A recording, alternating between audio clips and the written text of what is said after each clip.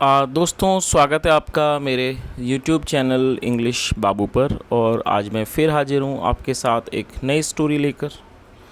और दोस्तों, आज जो स्टोरी मैं आपके लिए लेकर आया हूँ ये एक शॉर्ट मॉरल स्टोरी है। बहुत ही मज़ेदार कहानी है, सुनकर आपको बहुत मज़ा आएगा। उसके अलावा इस स्टोरी में आपको कुछ नए इंग्लिश के वर्ड मीनिंग सीखने को मिलेंगे, उनकी करेक्ट प्रोनाउंसिएशन के बारे में पता चलेगा। और दोस्तों, इसका जो ग्रामर का पार्ट है उसे बिल्कुल ही डिटेल में कवर करेंगे, तो एक एक स्ट्रक्चर को आप बहुत आसानी से सीख पाएंगे। तो चलिए दोस्तों, आज की इस कहानी को हम शुरू करते हैं। और सबसे पहले कहानी का टाइटल देखते हैं। कहानी का टाइटल है द धोबीज़ डोंकी। क्या मतलब हुआ दोस्तों? यहाँ धोबी के बाद एपेस्ट्रॉफी एस का प्रयोग किया गया है। एपेस्ट्रॉफी एस का मतलब होता है का के की। जब आप किसी नाम के साथ या फिर किसी व्यक्ति के साथ कुछ जोड़ना चाहते हैं तो वहाँ पर एपेस्ट्रॉफी एस का प्रयोग किया जाता है। धोबीज़ डोंकी मतलब कि धोबी का गधा। तो दोस्तों, ये आज की इस कहानी का टाइटल है, शीर्षक है।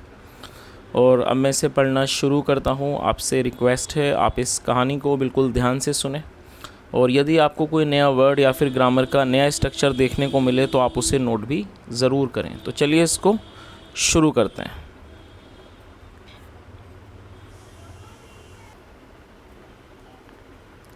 Once upon a time there lived a dhobi in a village. क्या मतलब हुआ दोस्तों? ये जो हमारा वाक्य है ये पास्ट इंडेफिनिट का अफर्मेटिव वाक्य है। और जब हम पास्ट इंडेफिनिट में कोई भी अफर्मेटिव का वाक्य बनाते हैं तो वहाँ वर्ब की सेकंड फॉर्म का प्रयोग किया जाता है। LIVE लिव का मतलब होता है रहना या फिर किसी स्थान पर निवास करना। और ये सेकंड फॉर्म है लिव्ड। तो इस लाइन का क्या अर्थ हुआ? वंस अपॉन अ टाइम मतलब कि एक समय की बात है। There lived a dhobi in a village मतलब एक समय की बात है, एक गाँव में एक धोबी रहता था। He had a donkey and a dog as his pets. क्या मतलब हुआ दोस्तों? ये जो हमारा वाक्य है ये पास्ट का पजेसिव सेंटेंस है। पजेसिव का मतलब होता है जब हम कोई ऐसा वाक्य बनाते हैं जहाँ पर हम ये शो करते हैं कि पास्ट में किसी के पास कुछ था, तो इस तरह का जो वाक्य है वो पास्ट का पजेसिव वाक्य कहलाता है, जहाँ पर हैड का प्रयोग किया जाता है हेल्पिंग ऑफ के रूप में, जैसा यहाँ पर किया गया है। ही हैड ए डोंकी, उसके पास एक गधा था, एंड ए डॉग और एक कुत्ता था, एज हिज पेट्स उसके पालतू पशुओं के रूप में। दोस्तों, PET पेट का मतलब होता है इस तरह के पशु जो घरों में पाले जाते हैं, कुत्ता बिल्ली वगैरह इस तरह के जो भी पशु होते हैं जिन्हें घर पर पाला जाता है उन्हें पेट्स कहा जाता है। और ये प्लूरल नाउन है। तो इस पूरी लाइन का क्या अर्थ हुआ? He had a donkey and a dog as his pets मतलब उसके पास एक गधा और एक कुत्ता था एज हिज पेट्स मतलब उसके पालतू पशुओं के रूप में। चलिए आगे देखिए। The dog guarded his master's house and accompanied him wherever he went. क्या मतलब हुआ दोस्तों? ये भी हमारा पास्ट का अफर्मेटिव वाक्य है जहाँ पर सेकंड फॉर्म का प्रयोग किया गया है। गार्ड का मतलब होता है रक्षा करना और ये सेकंड फॉर्म है। और दोस्तों, यहाँ भी मास्टर के बाद एपेस्ट्रॉफी एस का प्रयोग किया गया जिसका मतलब होता है काके की, और मास्टर मतलब मालिक। मास्टर्स हाउस मतलब मालिक का घर। The dog guarded his master's house मतलब जो कुत्ता था वो अपने मालिक के घर की रक्षा करता था। एंड अकम्पनाइड हिम, अकम्पनाई का मतलब होता है जाना, साथ में जाना किसी के, और वो उसके साथ जाता था। वेर एवर ही वेंट जहाँ भी वो जाता था। और ये जो ही है वो उस धोबी के लिए यूज़ किया गया है। तो इस पूरी लाइन का क्या अर्थ हुआ? The dog guarded his master's house and accompanied him wherever he went मतलब कुत्ता अपने मालिक के घर की रक्षा किया करता था, सुरक्षा किया करता था, और जहाँ भी वह जाता था वह उसके साथ जाता था। चलिए आगे देखिए।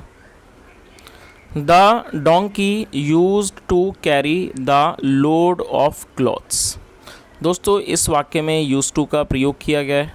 यूज टू का प्रयोग वाक्य में किसी भी तरह की निरंतरता को, कंसिस्टेंसी को दिखाने के लिए किया जाता है। जब आप पास्ट में कोई भी ऐसा वाक्य बनाते हैं जहाँ पर आप ये शो करते हैं कि पास्ट में किसी व्यक्ति के द्वारा किसी काम को बराबर किया जाता था, निरंतर रूप से किया जाता था, तो उस कंसिस्टेंसी को दिखाने के लिए यूज टू का प्रयोग किया जाता है। और आपको ये चीज़ याद रखनी है कि यूज टू के बाद हमेशा ही वर्ब की फर्स्ट फॉर्म का प्रयोग किया जाता है।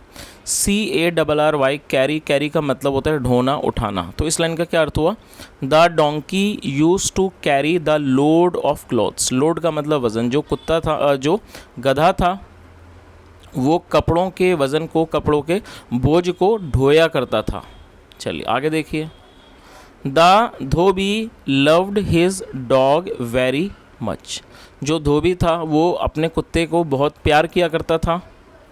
एंड द डॉग, और जो कुत्ता था, whenever he saw his master would bark a little and wag his tail. क्या मतलब हुआ? एंड द डॉग, और जो कुत्ता था, वेनेवर, जब भी, ही सो, वो देखता था, हिज मास्टर, अपने मालिक को, जब भी वह अपने मालिक को देखता था, वुड बार्क अ लिटिल, और बार्क का मतलब होता है भौंकना, वुड बार्क अ लिटिल मतलब वो थोड़ा सा भौंकता। एंड वैग हिज टेल, और वेग का मतलब होता है हिलाना, एंड वेग हिज टेल, और वो अपनी पूंछ को हिलाता। तो इस पूरी लाइन का क्या अर्थ हुआ कि जो कुत्ता था, जब भी वो अपने मालिक को देखता, वो थोड़ा सा भौंकता और अपनी पूंछ को हिलाता। चलिए आगे देखिए। He would raise his front legs and put them on the chest of his master। क्या मतलब हुआ? दोस्तों RAISE, रेस का मतलब उठाना, और इस वाक्य में वुड का प्रयोग किया गया है। तो वुड का प्रयोग जब किया जाता है जब आप पास्ट में कोई भी ऐसा वाक्य बनाते हैं जहाँ पर पास्ट में किसी भी तरह की आप किसी चीज़ का वर्णन करते हैं, उसे वहाँ पर वुड का प्रयोग किया जाता है। जैसे मान लीजिए वाक्य बनाते हैं कि वह खेलता, वह दौड़ता, वह जाता, और जब आप इस बात को पास्ट में दिखाना चाहते हैं तो वहाँ सब्जेक्ट के बाद वुड का प्रयोग किया जाता है, साथ में वर्ब की फर्स्ट फॉर्म लगाई जाती है। तो इस लाइन का क्या अर्थ हुआ? He would raise his front legs. Front मतलब आगे की, he would raise his front legs मतलब वो अपने आगे की टांगों को उठाता। एंड पुट दैम, और उनको रख देता। On the chest of his master मतलब अपने मालिक की छाती पर उनको वो रख देता। धोबी would pat his dog, pat का मतलब होता है थपथपाना। धोबी would pat his dog in return, और बदले में जो धोबी था वो उस अपने कुत्ते को थपथपाता। For his loving gesture, for his loving gesture मतलब अपने एक प्यार भरे जो जेस्चर होता है, जो मुद्रा होती है, उसको दिखाने के लिए। चलिए आगे देखिए।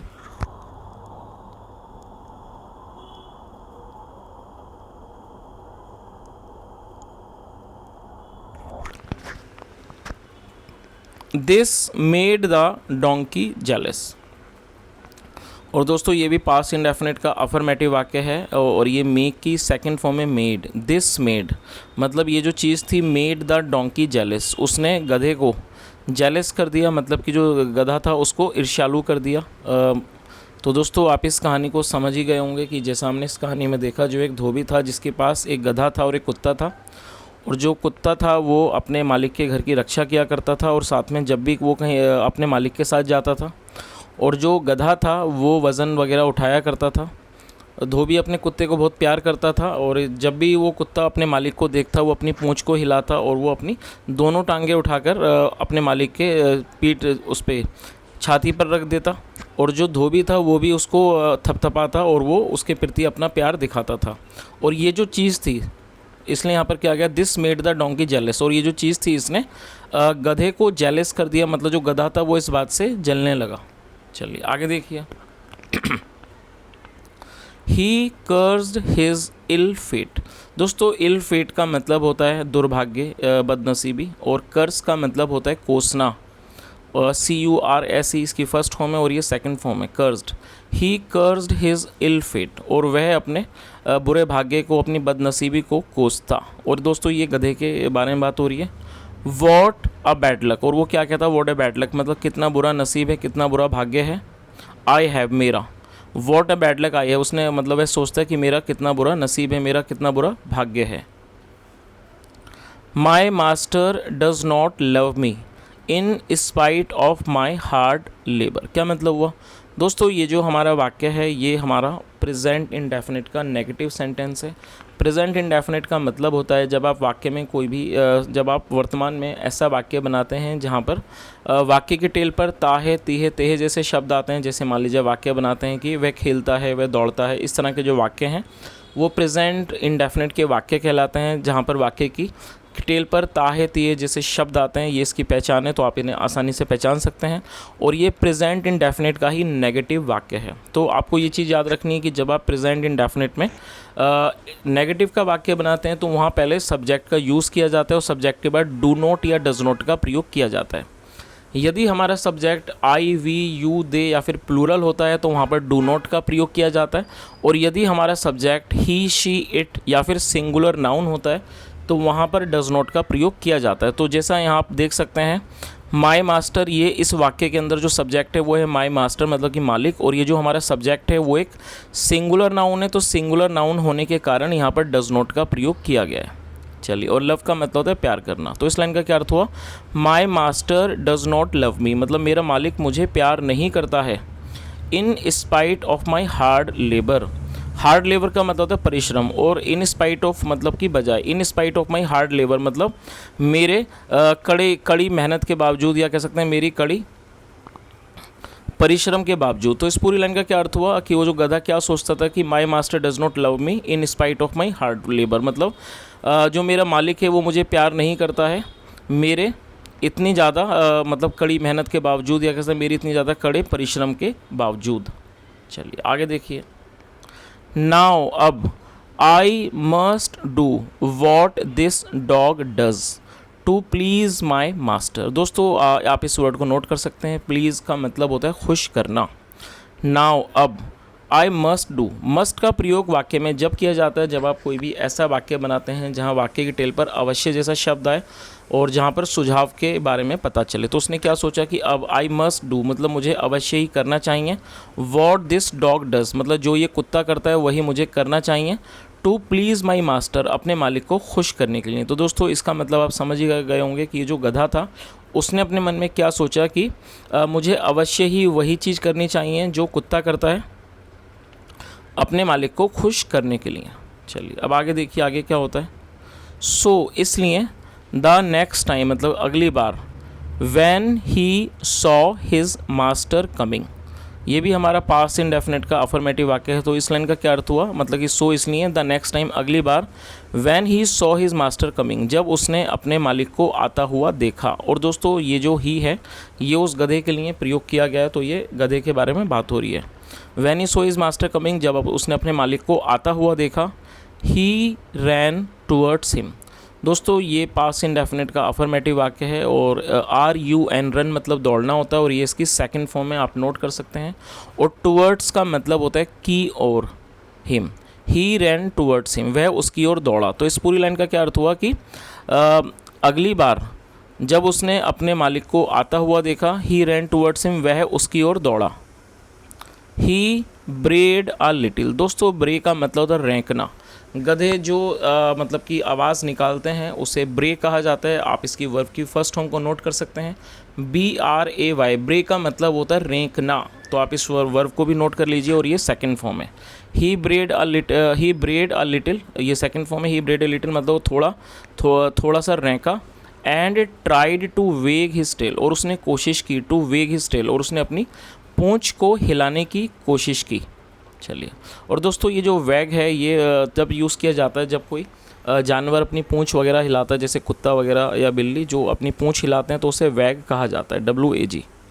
चलिए आगे देखिए, he raised his front legs, raise की, और ये रेज की सेकंड फॉर्म है, रेज मतलब उठाना, सेकंड फॉर्म है। ही रेज्ड हिज फ्रंट लेग्स, उसने अपनी आगे की टांगों को उठा लिया। And put them on his masters body, और उसने उनको अपने मालिक के शरीर पर रख दिया। चलिए आगे देखिए, the dhobi got frightened to see his donkeys abnormal behaviour. क्या मतलब हुआ दोस्तों, फ्राइटेंड एडजेक्टिव है जिसका मतलब होता है बहुत ज़्यादा घबरा जाना, बहुत अधिक भयभीत हो जाना।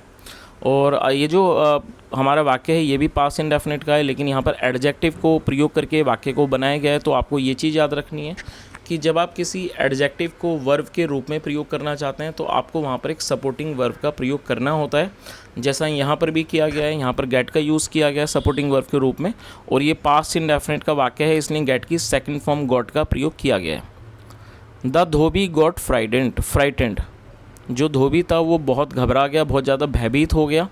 टू सी देखकर हिज डोंकीज अपने गधे के अब नॉर्मल बिहेवियर मतलब इस ये जो असामान्य जो व्यवहार था उसको देखकर वो जो धोबी था बहुत ज़्यादा घबरा गया, भयभीत हो गया। तो दोस्तों जाहिर सी बात है इस तरह का जो क्योंकि इस तरह का जो व्यवहार है सामान्य तौर पर गधे नहीं करते हैं। तो जब ये जो गधा था उसने इस तरह की हरकत की और इस तरह की उसने चीज़ें की तो वो जो धोबी था वो इस चीज़ को देखकर बहुत ज़्यादा मतलब उसे ऐसा लगा ये बहुत ही असामान्य व्यवहार है, जिस कारण वो बहुत ज़्यादा भयभीत हो गया, घबरा गया। चलिए आगे देखिए। ही थॉट, और ये थिंक की सेकंड फॉर्म है थॉट, इसे थॉट पढ़ा जाता है। ही थॉट, उसने सोचा दैट कि the donkey might have gone crazy, उसने क्या सोचा कि जो गधा है शायद वो पागल हो गया है। सो इसलिए ही पिक्ड अप अ लाठी, और ये पिक की सेकंड फॉर्म है उठाना, पिक मतलब उठाना। सो इसलिए ही पिक्ड अप अ लाठी, इसलिए उसने एक लाठी उठाई। And beat up the donkey, और उसने गधे को पीटा। टिल, जब तक it fell on the ground, मतलब उसने गधे को पीटा जब तक वो ज़मीन पर नहीं गिर गया।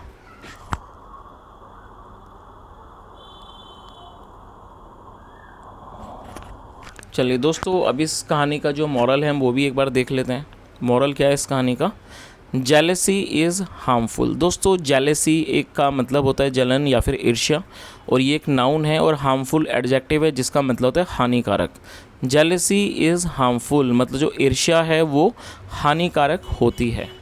चलिए तो दोस्तों ये एक आज की कहानी थी बहुत ही अच्छे संदेश के साथ। जैसा हमने कहानी के अंदर देखा कि जो गधा था वो उस कुत्ते से जलता था और जिसकी वजह से उसने अपनी ही पिटाई करवा ली।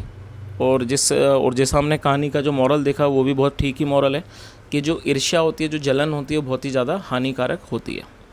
तो दोस्तों ये आज की एक छोटी सी कहानी थी और मैं उम्मीद करता हूँ कहानी आपको अच्छी लगी होगी। और यदि मेरा पढ़ाने का प्रयास आपको अच्छा लगा हो तो आपसे रिक्वेस्ट है आप वीडियो को ज़रूर लाइक करें, शेयर करें दोस्तों। और आपका कोई भी सुझाव हो आप ज़रूर शेयर करें यदि कोई भी आपका सुझाव हो। और दोस्तों यदि आप कहानी के बारे में कुछ बताना चाहें, कुछ भी कहना चाहें, आपका स्वागत है। सुनने के लिए thank you so much. Have a nice day and bye.